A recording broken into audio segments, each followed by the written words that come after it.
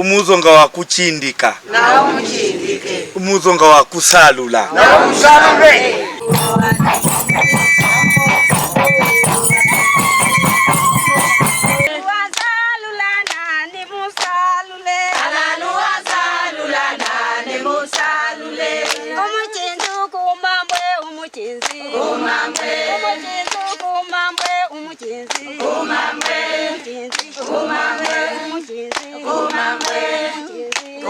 Karibu katika himaya ya Mambwe, eneo lenye historia ndefu na urithi mkubwa wa utamaduni wa Wafipa na Wamambwe na makabila mengine yaliyo katika mkoa wa Rukwa. Leo tunakuletea simulizi ya sherehe za Mutomoro kwa mwaka 2026, sherehe ya jadi ya mavuno inayoadhimishwa chini ya uongozi wa mtawala wa himaya ya Mambwe, Chief Changala wa Pili Skurumbwe Mpotapungo.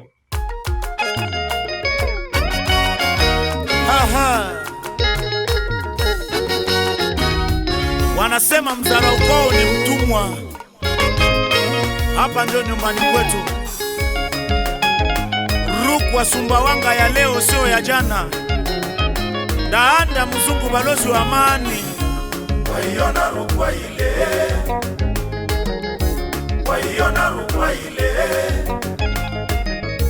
Karibu nyumbani kwetu Sumbawanga, Sumbawanga. Karibu nyumbani kwetu Sumbawanga, Sumbawanga. Waiona Rukwa ile, waiona Rukwa ile.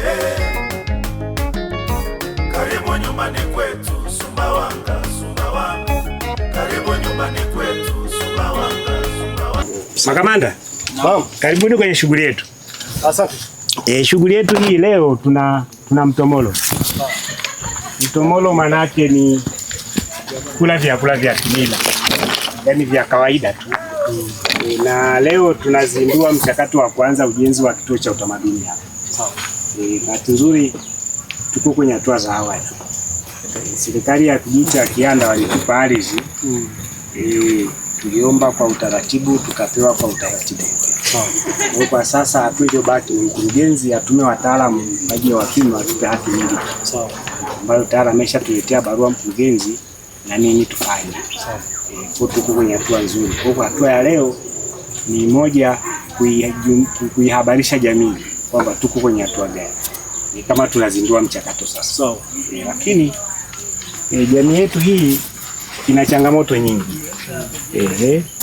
Na kamanda na gavana hapa mtatusaidia kuipa elimu kadri mtakavyoona inafaa.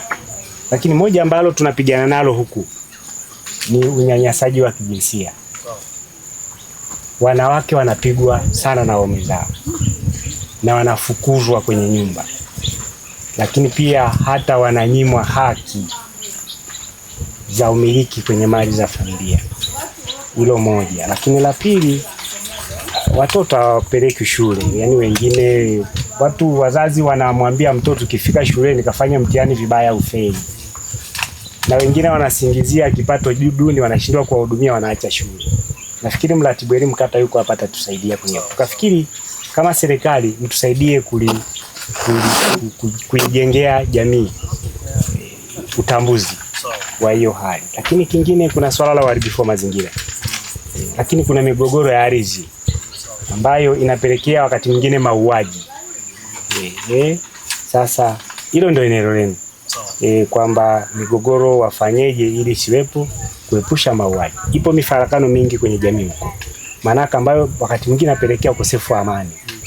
Na ni jukumu lenu kusaidia jamii kuishi kwa usalama na amani. Lakini pia la mwisho kuna wizi wa mifugo. Sasa hili ni kubwa sana. Sasa ni eneo lenu. Mali za watu zinaibiwa. Sasa kwa kuwa kila binadamu ana haki ya kuishi, sisi kimila huwa tuna adhabu moja tu. Lakini kabla ya kuifikia hiyo lazima na ninyi mtusaidie kuwapa elimu, kuwapa taratibu ili tusifike kwenye zile adhabu ambazo kimila tunafikiri zinaweza zikawafaa au waharifu. Tunajaribu kufanya ya kwetu kimila. Kwamba mifugo imeibiwa, basi yeye anayeweza kutoa taarifa mapema, tuna kamati ya ufundi inafanya utaratibu wake, wengine wanaipata mifugo. lakini akichelewa na kwenye utaratibu wetu ikaonekana hatuwezi tukafanya chochote, mifugo inakuwa imepotea. Wapo waliofanikiwa kuipata mifugo na wapo waliopotelewa kabisa. La mwisho ni utapeli na lambalamba. Utapeli na lambalamba. Of course kwa muda wa miaka hii nafikiri ofisi yenu imejitahidi kudhibiti lambalamba. Na nafikiri tulikaa kikao ofisini pale kwa RPC. Nafikiri mwaka juzi, si mwaka gani? Kama miaka mingi imepita. Wakati ule wa Mheshimiwa Sendiga. Tukatoa ushauri na namna lambalamba anavyofanya, wale ni matapeli. Kwa maana kwamba masika ikikolea wanakwenda kwenye zile nyumba wanachimbia vitu wao wenyewe. Alafu kiangazi kama hiki ndio wanakuja kugeuza, wanatengeneza sintofahamu. Kwa mnapoita lambalamba wanaenda kufungua mle walimochimbia wao wenyewe.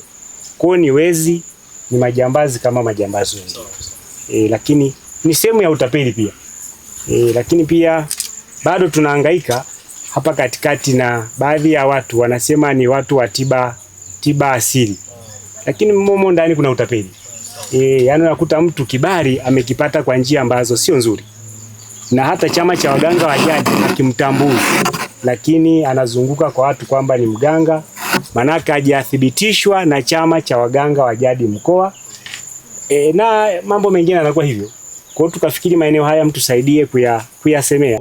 Safari inaanzia katika kijiji cha Kianda wilayani Sumbawanga mkoani Rukwa, ambapo kutajengwa kituo kikubwa cha makumbusho ya urithi wa utamaduni. Eneo hili lina ukubwa wa takriban ekari 20 na limetolewa na wananchi wa kijiji cha Kianda kwa lengo la kuhifadhi mazingira, kuendeleza historia, mila na desturi za jamii ya mkoa wa Rukwa. Eneo hili limezungukwa na msitu asilia na linapakana na Chuo Kikuu cha Sayansi na Teknolojia MUST Ndaki ya Rukwa. Wageni wanapowasili katika lango kuu hupokelewa kwa heshima kubwa na wenyeji wao waliovalia mavazi ya jadi. Wakiwa hapo hupata fursa ya kuona ufugaji wa nyuki wanaotumia mizinga asilia pamoja na mizinga ya kisasa. Hii ni ishara ya namna jadi inavyoweza kuunganishwa na mbinu za kisasa katika kuhifadhi mazingira na kuboresha maisha ya jamii.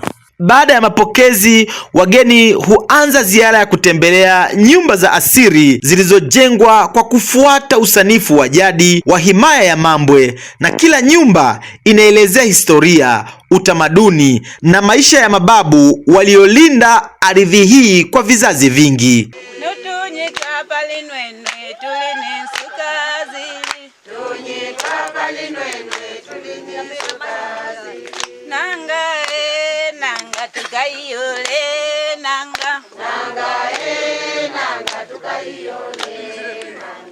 Kutokana na hadhi ya wageni mbalimbali na viongozi wa kimila pamoja na machifu, huelekezwa kwenye kumbi maalumu ulioandaliwa kimila, na huko vikao vya kichifu hufanyika, mahali ambapo masuala ya kimila na kiutawala hujadiliwa. Wageni wengine hukaribishwa kwenye ukumbi wa jadi mkubwa wa mikutano, ambako huendelea kushuhudia shughuli mbalimbali za sherehe za mtomoro katika maeneo hayo.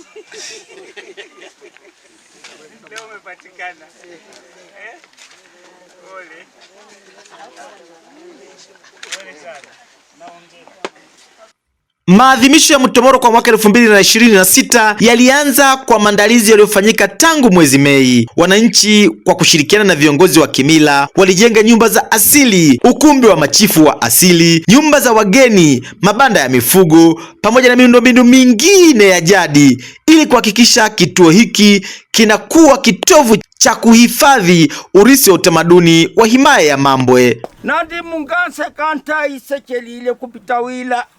Bona ni kala ningo. Puti yacho ni sadi. Sala ndolonde salunga nyire. Kupita wila. Olo wekalo. Nandi mungaseka Ni kala ningo. Mukinzu kumambwe mukinzi. Kumambwe. Mukinzu kumambwe mukinzi. Kumambwe. Mukinzi. Kumambwe. Mukinzi. Kumambwe.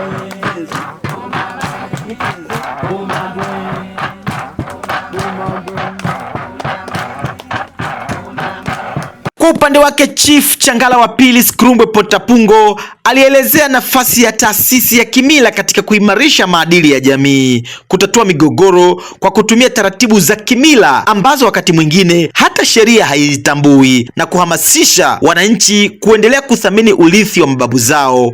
Lakini mnajua aliyeenda kukanyaga zizini ni nani? Aliyeenda kufungua pale kwenye zizi ni nani? Ile kamati inasema sasa wewe wameiba kabla watu hajafika pale nenda kafanye 1 2 3 kwenye zizi. Basi wakileta tu ulipo kanyaga wakati unaiba wale ng'ombe au umuyalilo wino ile wayuli lau hata kama uko Ulaya kombola itakufuata huko yani maadamu ligusa au ng'ombe zimekula shamba usiku kaenda kuzitoka zirudisha, watu wanakuja kufuatia sema bana ng'ombe zako tumefuatilia miguu, anasema kwani mzilema mimi ng'ombe zangu hazijatoka. We ng'ombe wamekula shamba tumefuata miguu mpaka zizini kwako unakataa. Kwa mgeni rasmi na kamata waje kifanya sema jamani kama sio ng'ombe wake Mwenyezi Mungu atatenda haki, kalete ng'ombe walipokanyaga shambani, mahindi walipouma, mavi waliokunya kalete. Ni siku hii moja tu, kesho nasikia majibu. Zizi zima huwa kanalia kanasema na koya. Hata ng'ombe ziko 200 ni dakika moja tu zote. Zote unakuta alafu zinavyolala ukitaka kujua hii ng'ombe imepigwa na radi ya kutuma ziwa zinaangalia jua linakotoka.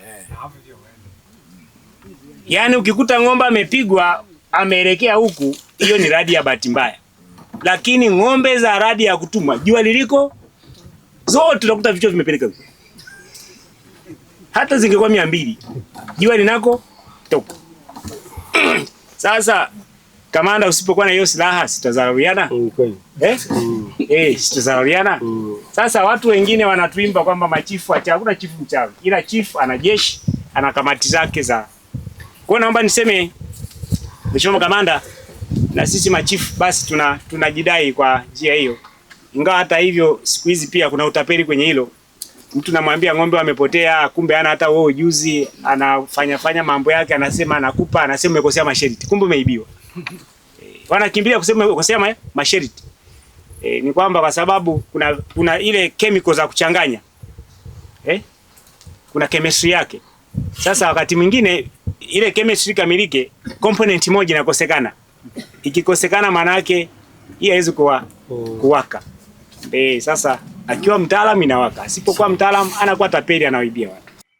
Katika siku ya ufunguzi, viongozi wa kimila, viongozi wa serikali na wadau mbalimbali waliohudhuria sherehe hizo walipata nafasi ya kuwasilisha hotuba zao. Walisisitiza umuhimu wa kuendelea kuhifadhi mila na desturi zinazojenga mshikamano wa jamii, kuimarisha amani na kurithisha utamaduni wa kizazi cha sasa na kizazi kijacho. Safu yako mnaonyesha nyinyi mnapenda ushirikiano na wananchi.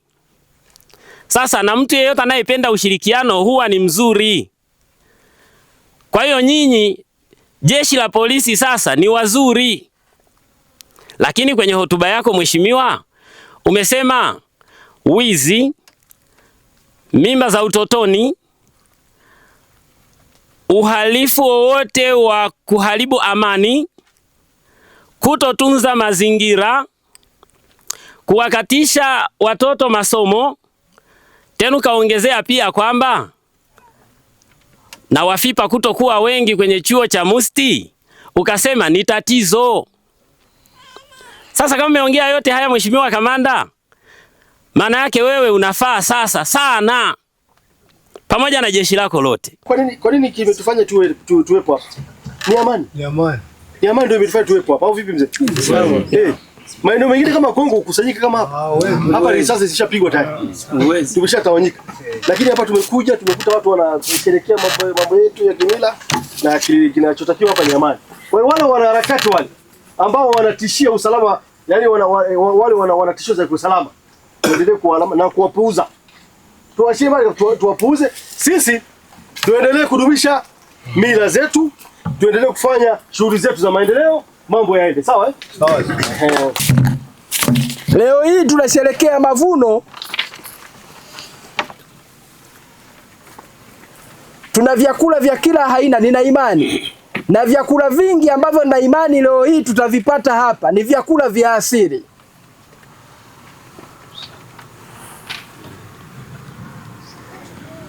Ndugu zangu, watu wengi wana imani kwamba kupambana na utapiamlo ni kula nyama kila siku. Sio hivyo ndugu zangu. Hata ukila chakula kile cha asili, utapiamlo utapambana nao inavyotakiwa. Sisi huku tuna utapiamlo, lakini ni mkoa miongoni mwa mikoa ambayo inazalisha chakula kwa wingi zaidi Tanzania hii.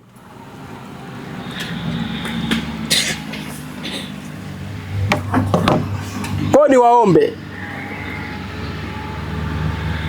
twendeni tukawe mabalozi wazuri vile vile wa kupambana na hili swala la utapiamlo. Ni aibu sana kuonekana kwamba mkoa wetu unazalisha sana chakula lakini kuna reti kubwa ya utapiamlo. Ningewaomba wazee wangu machifu, kwenye hili pia twendeni tukawe mabalozi wazuri, tukaielimishe jamii. Mtu inawezekana akara tu ili mradi ashibe, lakini hali chakula bora.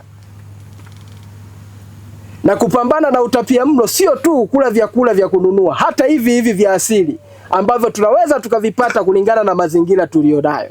Katika kuhitimisha mwezi wa Mutomoro, siku ilianza kwa kumkaribisha mgeni rasmi, ambapo mgeni rasmi alikuwa ni mheshimiwa mbunge na waziri Mheshimiwa Deus Clement Sangu aliyewakilishwa na katibu wake.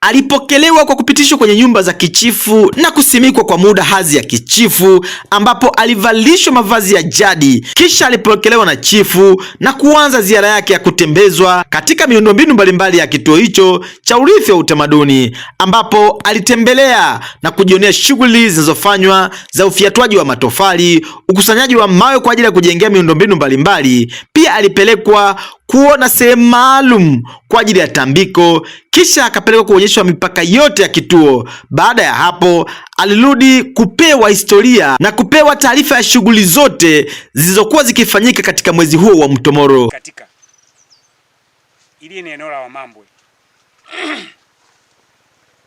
lakini wakati wa ujio wa wamishionari kuna baadhi ya jamii za wageni ziliingia ndani ya eneo letu, na kwa kuwa wazee wetu mwamko ulikuwa mdogo na maeneo mengine walilubuniwa, wakajikuta wanatoa nafasi kwa baadhi ya watu wawasaidie utawala. Kumbe wale waliopewa kazi ya kusaidia wakajiita ndo machifu. Ndio maana kuta baadhi ya watu wanasema wewe Sikulumbwe sio chifu wa himaya hii. Wanasema machifu wa himaya hii wako Mpui, wakina Kapufi. Wale sio Wamambwe. Ile ni jamii ya wageni. Na kwa sehemu kubwa waliletwa ili wasaidie kueneza umishonari. Ndio maana walitumika kuwafanya watu wabatizwe. Wao wenyewe wakabatizwa na wakafanya watu wabatizwe. Kwa hiyo sisi ndio wenye ardhi. Mambwe kwa ujumla, koza kiutawala za Mambwe. Mambwe ya Ianda, Yangalile hadi Utumbi kule bondeni Rukwa yake ya Sikulumbwe, na wasaidizi wetu sisi ya Sinkamba ndio wasaidizi. Ukienda Mambwe Kenya kule na Mema, Mwimbi, Mambwe Nkoswe, ukoo unaotakiwa kutawala kula Yasichula, ingawa nao wanasaidiwa kidogo na Yasimsokwe na Yasimfukwe, lakini wenye ardhi ile Yasichula. Mwaka 2012 ndipo nilipoitwa na Chifu Kutazunga Mambwe kutakiwa niachane na shughuli za utumishi wa serikali nirudi kusimamia jamii. Ulikuwa ni mjadala mgumu kidogo sana sana. Tumekuja kuridhiana mwaka 2014. Kwa hiyo aliyenikasimisha madaraka kuniweka kwenye kiti kwa Mwene Mwamba kule Zambia ni Chifu Kutazunga Mambwe, ingawa naye bahati mbaya kama amefariki. Kwa hiyo baada ya yeye kufariki,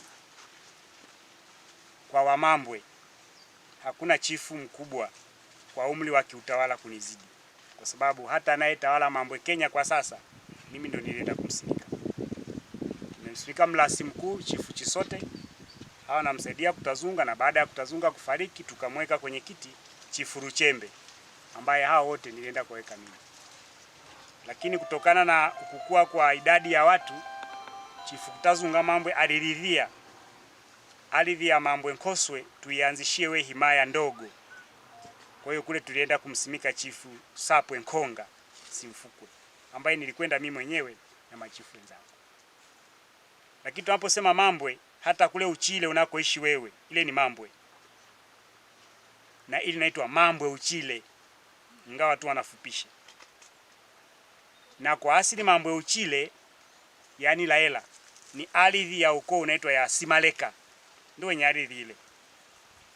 Lakini na wao pia, kwa sababu wakati mwingine kwenye koo zetu hizi wazee au watu wenye utimamu, wenye msimamo, wakati mwingine wanaisha wote. Unakuta koo zinaendeshwa na watu ambao wana msimamo, hawajitambui, ni walevi, yani hawazingatii mambo.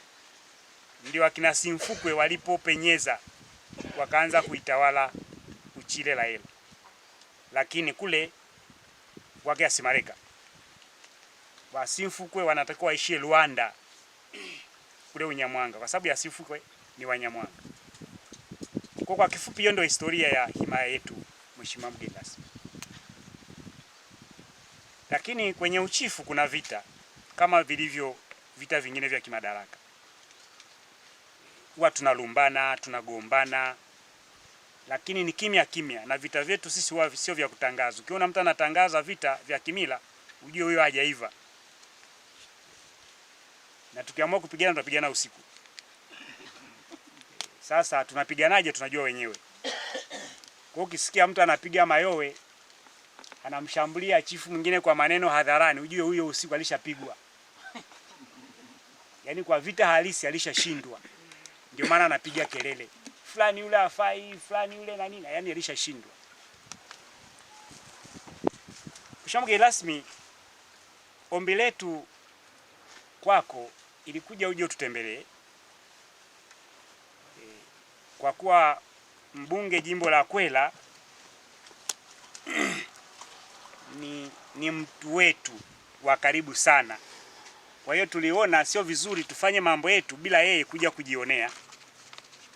Usikilize maneno, lakini pia ujionee, alafu tuone namna gani. Alipata nafasi za kuleta pia salamu za mbunge na waziri. Pia alipata nafasi ya kuonyeshwa namna chakula cha asili kinavyoandaliwa. Kwa hiyo pamoja na hayo yote, kuna jambo ambalo nimeliona kwamba Dedi kuandika barua, yani mkurugenzi kuandika barua ya utamaduni wizarani ili watu wa wizara waweze kufika. Nimelibeba, nitampa mwenyewe. Na Deus Sangu, mbunge na waziri, leo hapa hatumtamkii kama waziri, tunatamka kama mbunge wa eneo letu. Kwa hiyo hili nalo nakwenda kumpatia kwamba kitu ambacho baadhi ya changamoto ambazo nimezikuta na ambazo wale watu wanazipenda ziweze kutatuliwa, kati ya changamoto zilizoorozeshwa na zinazowasibu wana himaya ya Wamambwe, moja ni mkurugenzi kuchukua barua ya kuandika kuomba Wizara ya Utamaduni waje wafike katika hili eneo. Na kabla ya hapo alisema hivi, yeye ni waziri, na waziri wa habari na michezo si Makonda. Kwa hiyo wote si mawaziri, si wanajuana?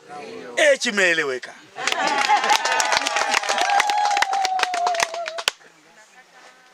La pili, mkurugenzi kuleta wataalamu wake. Hili lipo, nafikiri lenyewe nikirudi atanielekeza mimi. Si tuko pale halmashauri. Mkurugenzi alete halmashauri. Kwa kitendo hiki mnastahili kupewa pongezi na nguvu kubwa, ili haya yote mnayotamani kuisha yaishe ndani ya nyakati ya uongozi wa Mheshimiwa Deus Sangu. Na hapo ndipo tutakapoona, na hapo ndipo tutakapofurahia, na hapo ndipo tutakapokuwa tumenusa uongozi wa Sangu. Na yeye kwa jitihada zake na kwa maelekezo yake hajasita wala hapapasi. Hili jambo linawezekana, na ndiyo maana akasema nenda ukayaone makubwa unipe, yanayowezekana utoe majibu. Achino kuombi lelo. Kwa hiyo lingine, ili eneo lina hekari 20. Ni eneo kubwa, nimechoka. Napela napidushira baba nati muchetu taye natawe chini chandeta. Lakini kabla ninapofika kwenye hicho, niipongeze na serikali ya kijiji cha Kianda kwa kuwa wepesi, wenye maono, na kama ni watu wenye fujo au wenye hila mbaya, wangeweka msuguano mkubwa kwamba mnakwenda kufaidika, lakini waligundua mnaenda kutunza eneo lao bila. Mtomoro si sherehe ya mavuno pekee, ni jukwaa la kuenzi historia, kuimarisha mshikamano wa jamii, kuhifadhi utambulisho wa kabila la Wafipa na Wamambwe na makabila mengine yanayounda himaya ya Mambwe, pamoja na kuhakikisha mila na desturi vinaendelea kuishi katika kizazi hiki na kizazi kijacho. Hii ndiyo simulizi ya Mtomoro kuanzia siku ya ufunguzi mpaka siku ya kufunga kwa mwaka 2026. Imichizi yonsi uku Mambwe, ngumuzo wa kuchindika nawe muchindike, ngumuzo wa kusalula nawe musalule. Kutoka hapa katika mkoa wa Rukwa kwenye daraja la Nwenwe kilipo kituo cha makumbusho ya urithi wa utamaduni katika kijiji cha Kianda, mimi ni Brown Mtawa na hii ni Malaika TV.